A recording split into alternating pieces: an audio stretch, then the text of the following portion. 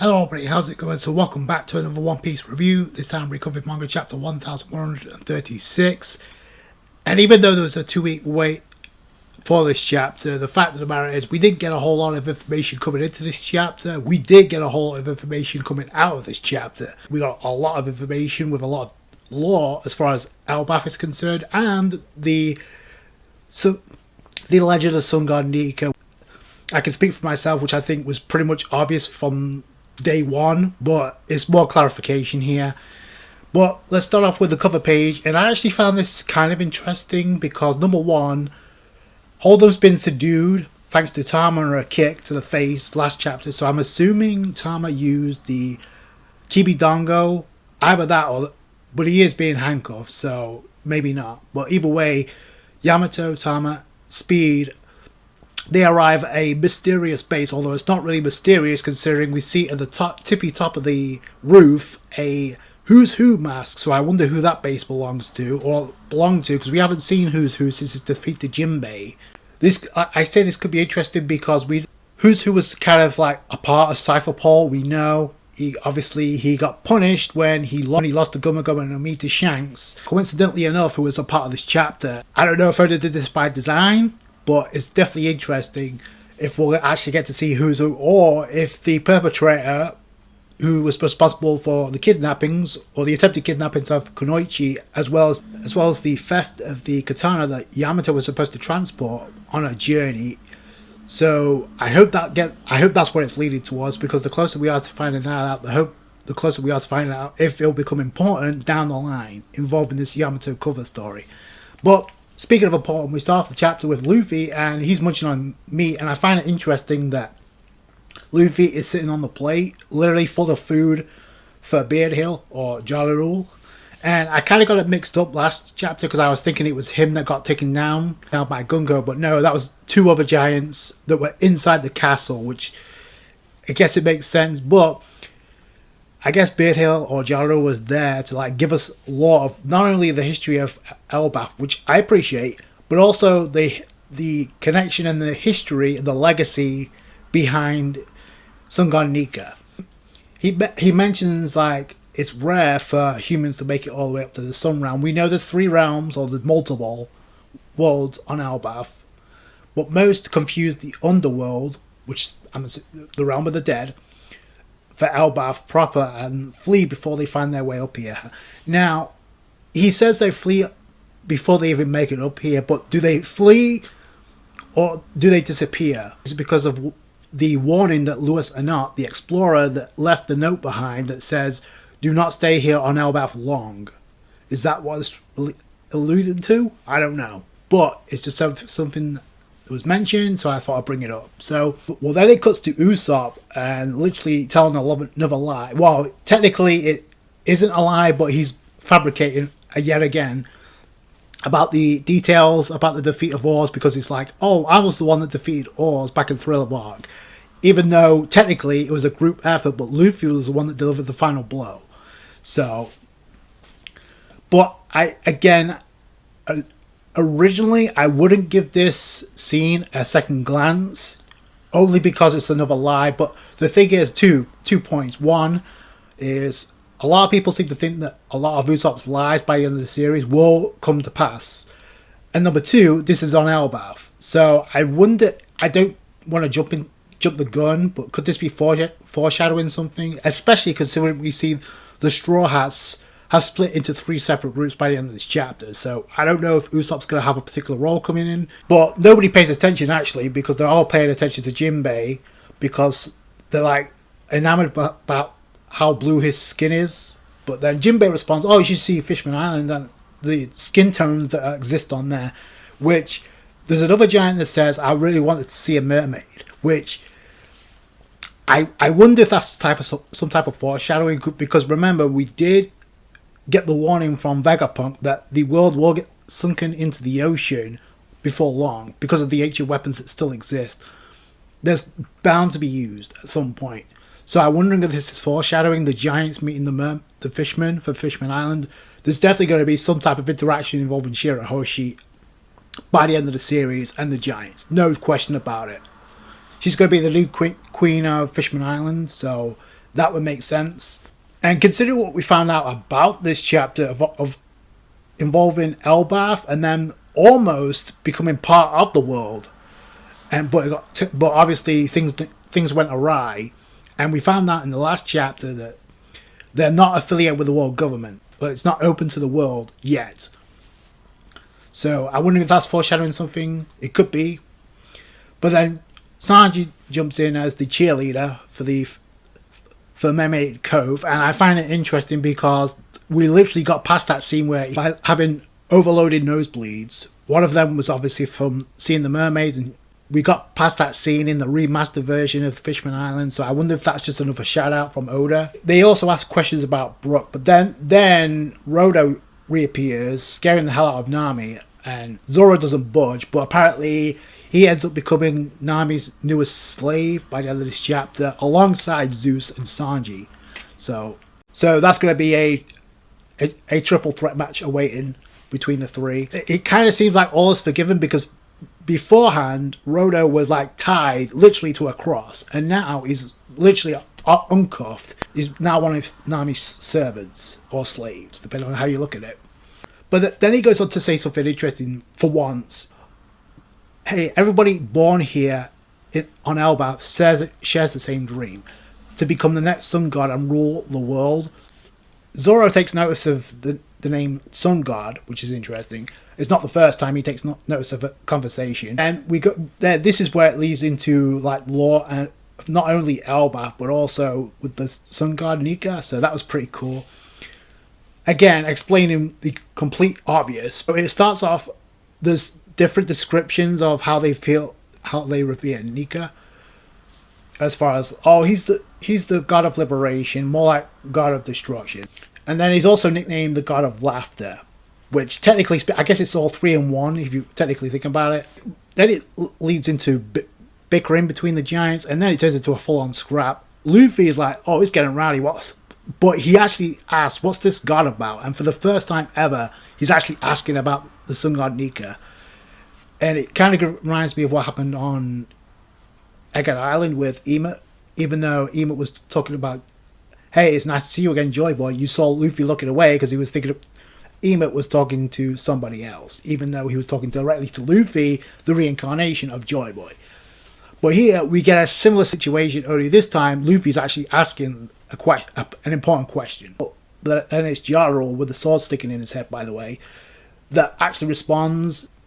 The transcripts are recognized as Harley, which is also in archaic language, which is morphology.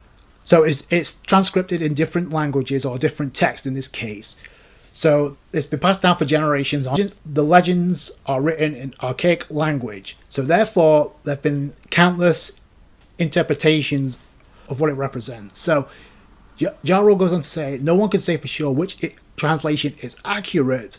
And this is the result. According to the Harley text, the world has been destroyed twice before. And the name Sun God Nika was involved in both instances. At this point, it should be kind of obvious what this is leading to, if it wasn't already. Who can say if he was the world's savior, or the great destroyer who brought this world crashing down? All we know is that he heralds great change, which technically is right, because he left his legacy behind in the form of the Nika fruit. So the rulers of the day always tend to fear Nika's return. And who are these rulers? The rulers of the world, aka the world government. But then I like this tidbit in response from Luffy, because it's like, oh, the guy Bonnie mentioned, so he kind of acknowledges what Bonnie was saying to him back on Egget Island, so I actually like that. But then Jaro goes on to say, yeah, the sun god has become a symbol. Then he goes on to literally describe the form of Gear 5th to Luffy. And Luffy's like, oh, no wonder everybody's saying I look similar, but I'm sure he's got nothing to do with me. So in one instance, he's kind of acknowledging that he looks like Nika, but at the same time, he's kind of brushing it off. Typical Luffy and typical Oda. But my question is this, okay, so Luffy knows he looks like Nika, but where is this going to lead? Because we know Luffy's personality is not going to change, no matter what. So you got Harudin and most of his crew minus Gerd, who are kind of like be so dismissive Luffy about this, we all look up to Nika.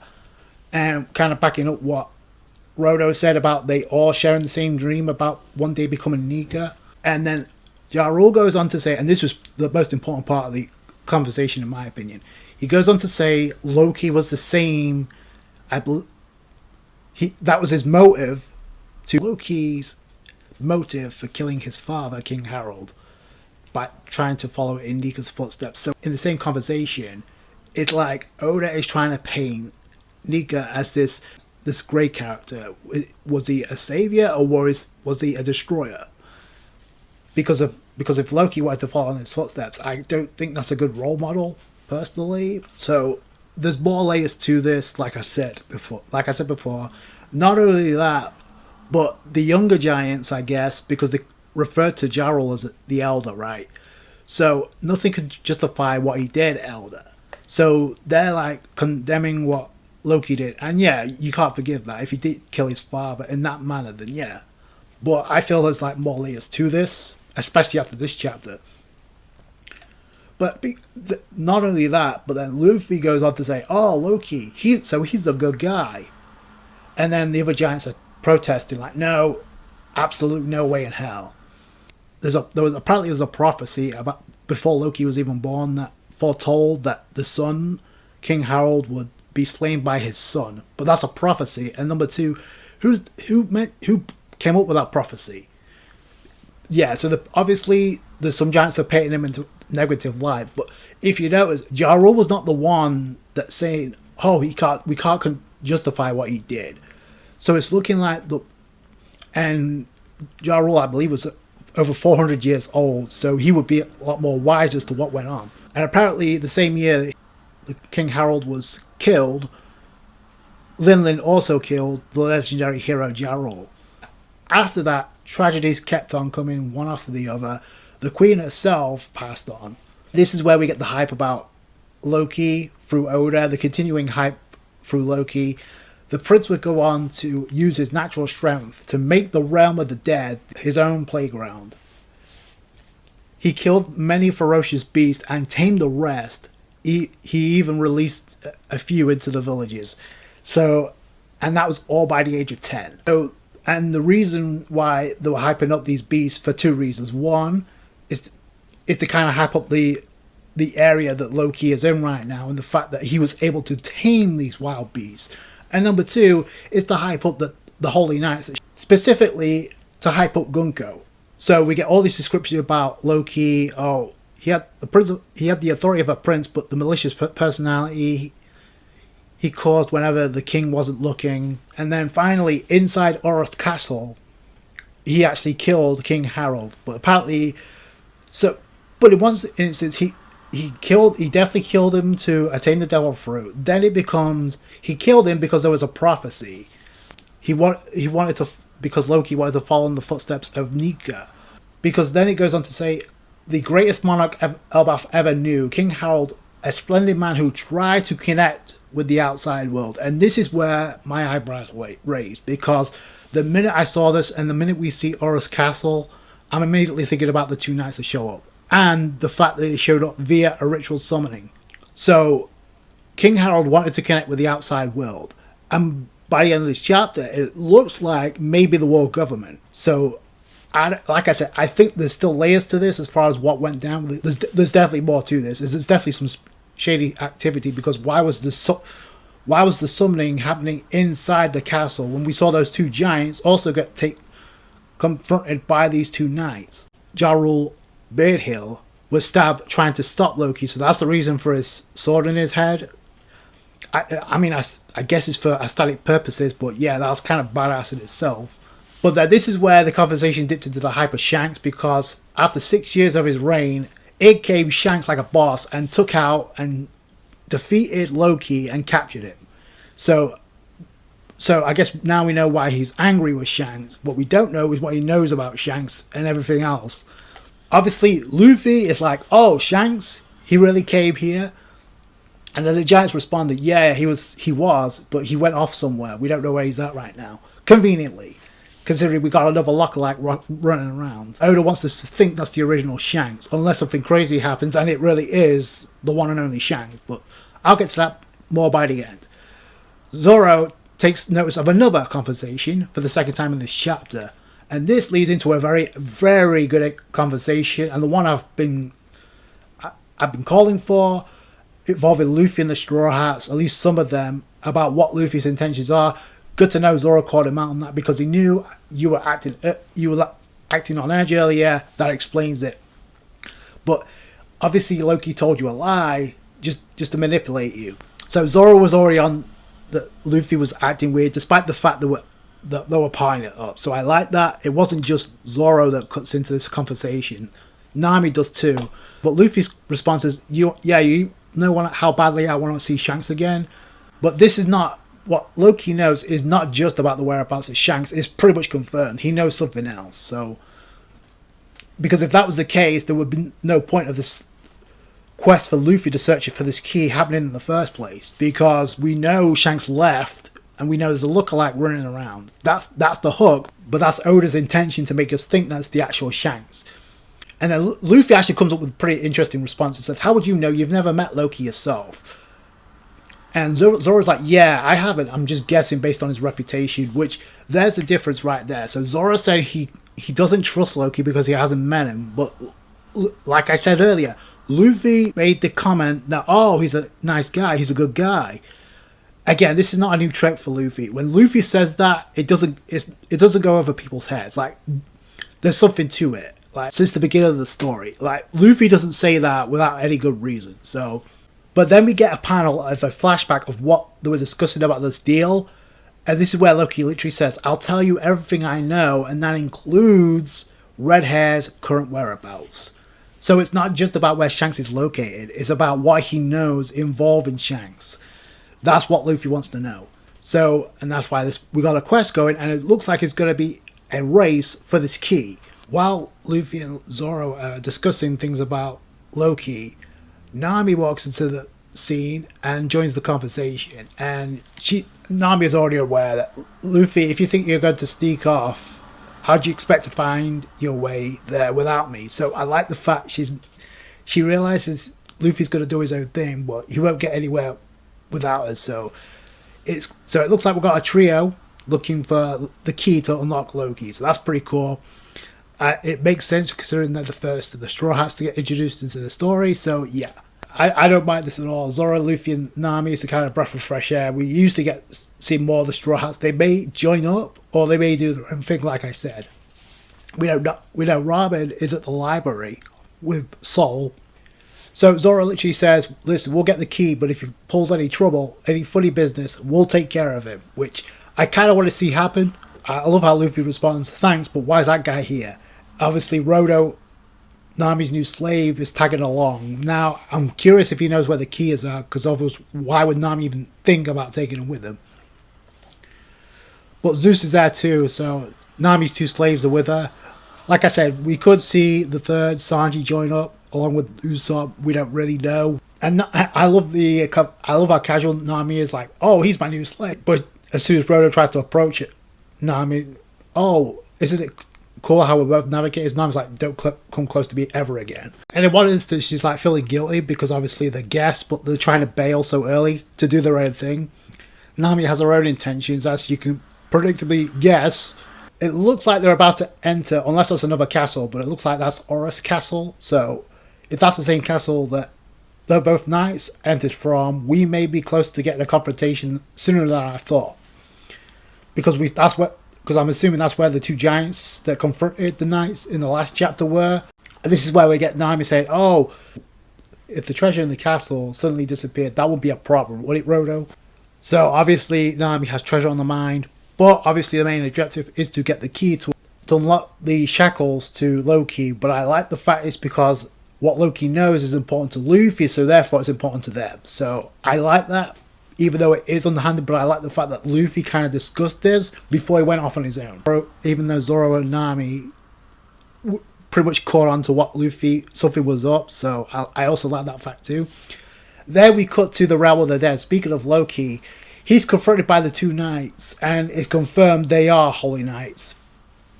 Because he's like responding, oh, I'm afraid I have to step back and refuse your offer, because they're offering him to join the Celestial Dragons by becoming a member of the Holy Knights. But then Loki literally refuses, and I'll get into it looks like this is where the clashing ideology of Elbaph comes into the picture. There's definitely more going on here than meets the eye. Because he goes on to say, do you really expect anyone on the planet to willingly become scum like that? So he's literally against becoming a celestial dragon. But it's interesting they would offer him above anybody else because he's the Prince of Elbaph and nobody else. Maybe it has something to do with his devil fruit too. That could be part of it. But then Shanks 2.0 finally speaks and he's like, oh, do we have any intel? And then Gunko responds, all informatives we sent to Elbaph reported a giant crow heading for them before the transmissions got cut off. So a giant crow got taken down. Who cut that off though? I don't know. Maybe it was the actual Shanks before leaving. Just throwing it out there. We get a couple of things involving Gunko. Number one, a name's revealed. Two, her appearance is kind of revealed. Although I have to say, her aesthetic design looks badass, honestly. She looks like a war soldier, honestly. With the helmet and then the jacket and the cape. Looks badass. She's got bandages over the face, but which I'm guessing links to her abilities because the way she manipulates... It wasn't kind of clear in the previous chapter, but it's a lot more clear what she can do.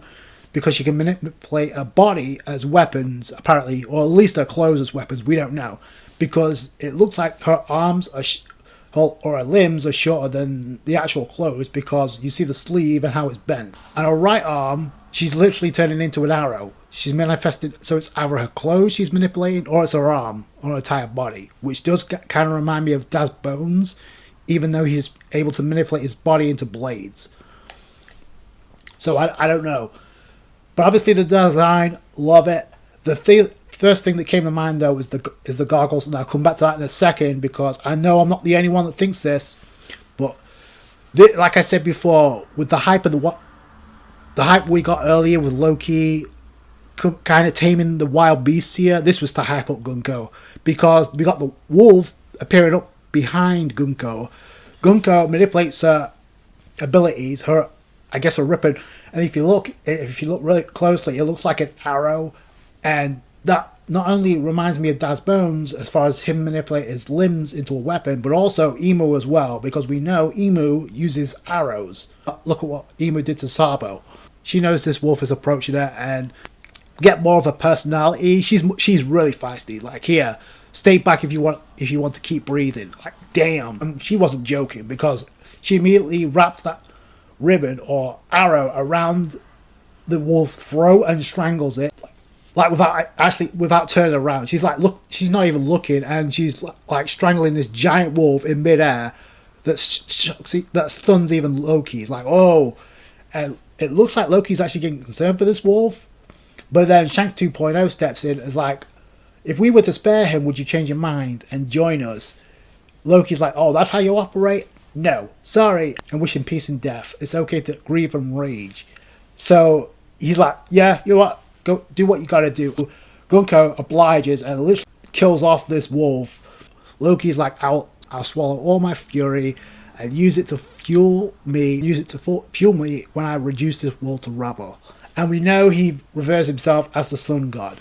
So we know each of the giants on Elbaph, despite the difference in ideologies and the difference in culture, they all share the same dream, to desire to become the next sun god. We know Loki talks about himself as the sun god, but that's how the chapter ends. Like I said, we got more insight into Gunko and what she can do. I said this in my last review, and I'm going to say it again until we get more from Shanks 2.0. And notice yet again, we did get some shots, but his right eye is yet again covered. So the longer Oda does this, the more I'm convinced that it's not actually Shanks, but probably a clone. And we're not going to find that out until Luffy confronts him, which, like I said, maybe sooner rather than later. But the hype here was for Gunko, and like I said in the last review, Gunko has got my attention, even from last chapter. Now, more specifically than ever, we get more from her personality. We get more from what she can do as far as abilities are concerned. Like I said, it looks like a mixed bag of Daz Bones and Emu. Only this time, it's not only Gunko is not in silhouette. But if this is what Gunka could do, you can only imagine what Shanks 2.0. But my interest is with Gunka right now, as far as what she's all about. And I say that because of the design, and I know I'm not the only one that's thinking this right now. Like I said, the design, her outfit is badass. She looks like a soldier ready for war. She has like her left eye is like different from her right. She's got a strange ability going on, so more intrigue there.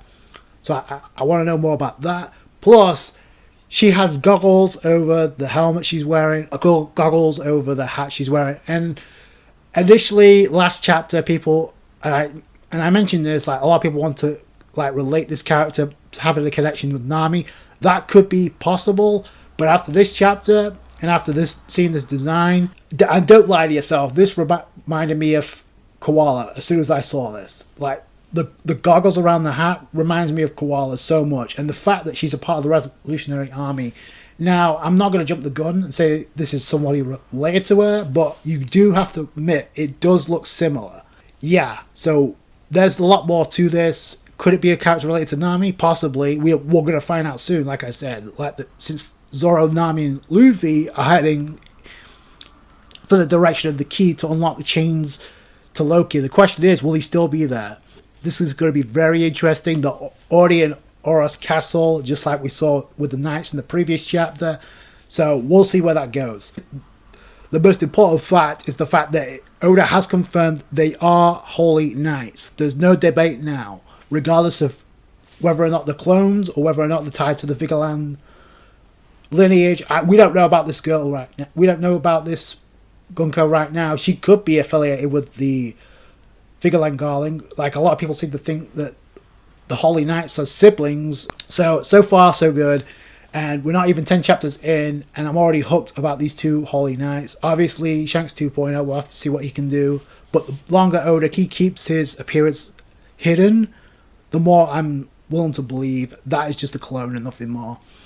Is this Shanks 2.0 as strong as the original? Possibly, but we'll have to wait and see. And I find it very interesting that they were quite some ways away from Loki, so he didn't get a closer look, because you know Loki would be pissed the moment he sees anybody resembling Shanks. We got the Holy Knights trying to recruit Loki to become a Holy Knight himself, therefore become a celestial dragon, but we know it looks like Loki is against that. So did King Harold try to make an alliance or some type of agreement to the world government, most specifically Emu?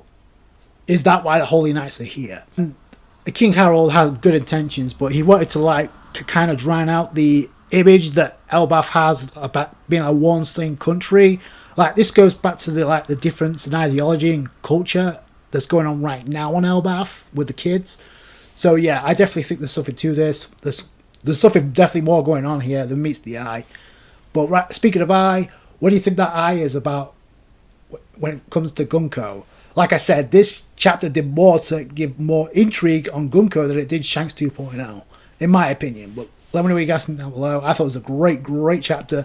Like I said, very informative chapter as far as the lore of Elbaph, Loki, and I guess Sun God Nika being confirmed, even though I don't know why that was up for debate. I said it from day one, and Oda in so many different texts and so many different languages, including in plain English, just revealed Sun God Nika and Joy Boy are one in the same. Those are my thoughts. Please tell me yours in the comments below. So that's going to do it for you guys. Thanks so much for watching. You guys know what to do. If you enjoyed this review, hit that thumbs up. I appreciate that. I appreciate all you guys' support when it comes to One Piece. Catch you guys later. Thanks, guys.